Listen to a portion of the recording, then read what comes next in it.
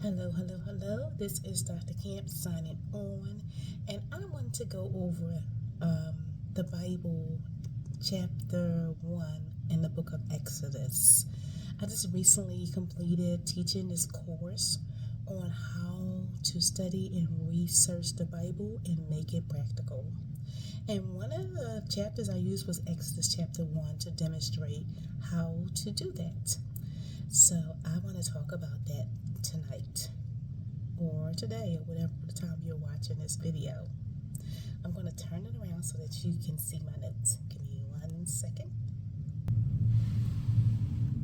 Okay, so here are my teaching notes on Exodus chapter 1. And you can see the first thing I did was I broke it down into subject titles. So the first part is on, here's the characters. So we got several characters, 1, 2, 3, 4 characters in Exodus chapter 1. So the first character you're going to see is Jacob and his family. Now Jacob, you see the first part says he's also called Israel. So this story can be found in the book of Genesis, where Jacob actually wrestled with the Lord all night long. Got his hip broken and everything, a little limp now. Because he wrestled with him all night, and that's how his name got changed. But it didn't just begin there. Jacob was unaware that he was chosen by God to give birth to the 12 tribes of Israel. Now, unbeknownst to him, all these schemes with Esau, stealing his birthright and running to Laban's house, and once he got there, he saw Rachel, fell in love with her, wanted to marry her, and thought he was marrying her. He was tricked in marrying Leah, and then he had to work another 7 years to marry Rachel. So he played games and tricked Esau and his father, and met up with his uncle Laban, and Laban is now doing the same thing back to him. So he went through all of this, and then one day, when he did wrestle with the Lord all night long, he wound up meeting with his brother, and they reconciled. So if you are looking to get a name change, it's about character. It's about challenges and overcoming them. So like Jacob did, and that's how his name was changed. So beware when you're going through different things. You never know what's happening with you, what you are about to give birth to. So don't be discouraged. Just look for the lesson and just keep overcoming, and then you never know what's going to happen down the line. You may also be giving birth to a nation. So the next thing I looked at was Jacob's sons. He had, like I said, the 12 tribes of Israel, and he actually had them through Rachel and Leah and their concubines. So out of those 4 people, he gave birth to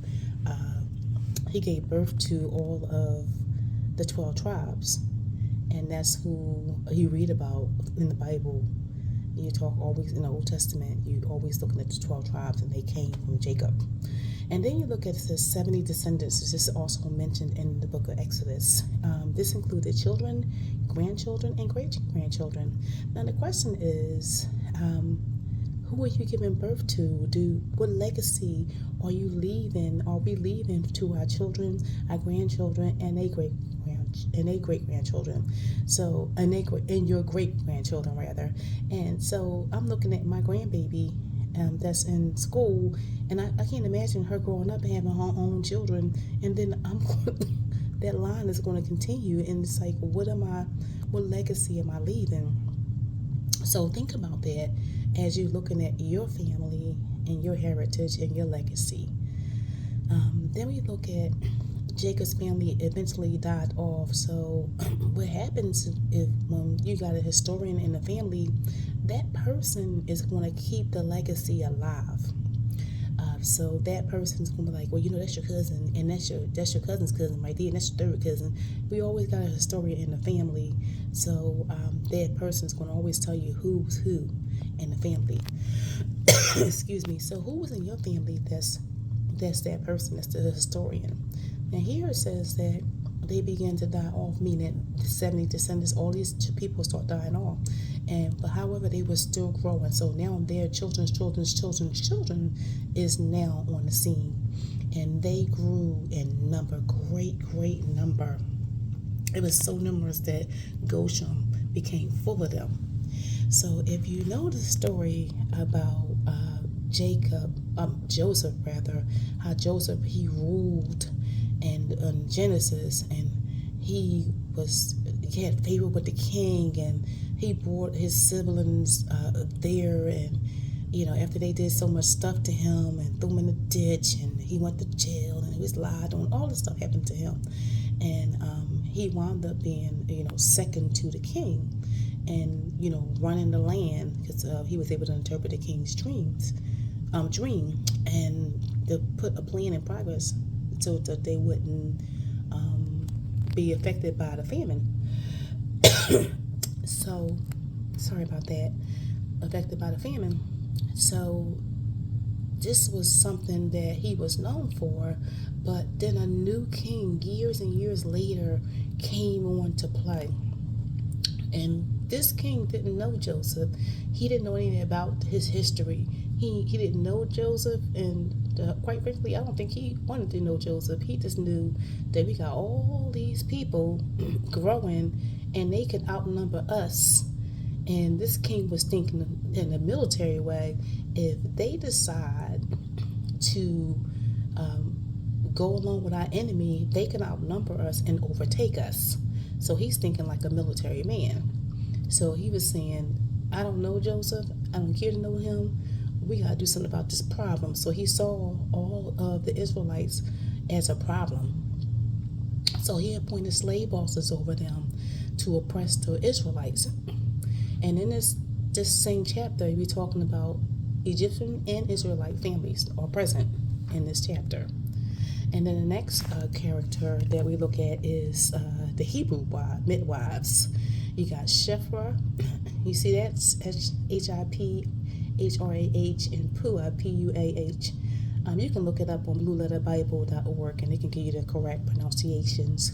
But these are two faithful midwives who feared God and refused the king's orders to kill the baby boys, because what this king had in his mind, he said, listen, we just going to kill all the little boys. As they keep being born, he told the midwives, I want you to kill them. And, as soon as the woman gave birth, it was a boy, say that he was dead when he came out. But the midwives, rather than fear him, they feared God more, and they refused the king's orders to kill the baby boys. So, don't be snappy, though, if you ever find yourself in a situation like this.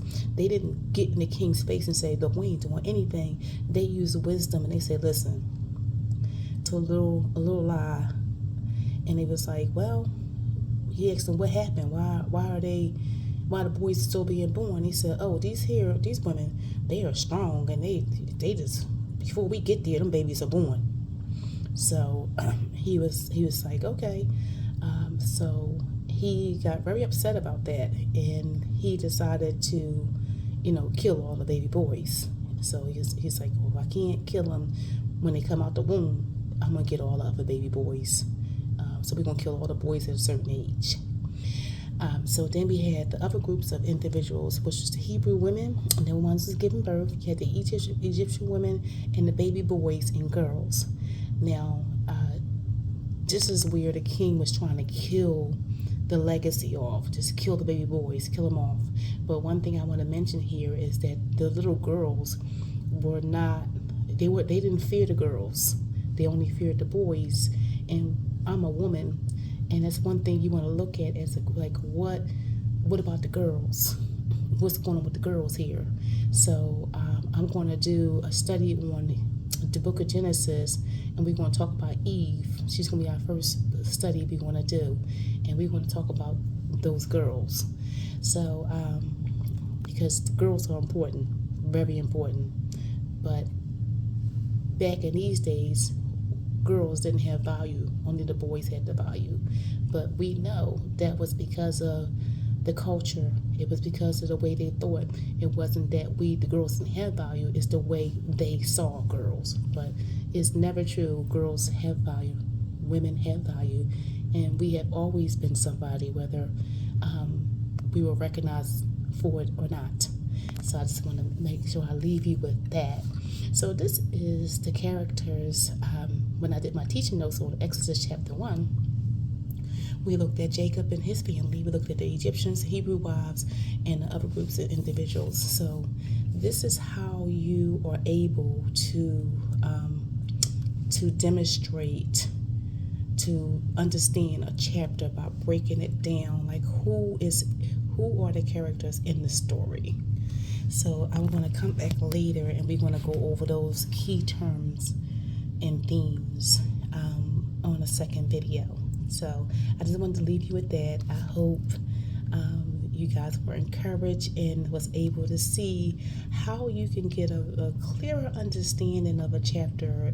Just go through the chapter and find all the characters in there, write them down, and find out a lot about them. Like I've actually looked up the stories about Reuben, Simeon, Levi. Went through all these stories, went back, and to understand it. So when you do that, you're keeping the story in context. You're understanding like why they're saying what they're saying instead of just reading Exodus chapter 1. You get to know like how Jacob came about, how his children came about, who are the descendants, and what about this new king, and who is Joseph, and you go back and you read all of that, and then you can fully understand Exodus chapter 1. But there's so much more to tell you about Exodus chapter 1, but I'm going to stop here and then I'll start a new video. All right, so I hope that was... I enjoyed doing the study. It was a lot of fun. I love researching the Bible, and I love making it practical so that I can live it out, because the idea of reading the Bible is to understand it and to apply it to your life and use those principles, in your life so that you can be all that God called you to be. So I just wanted to share that with you.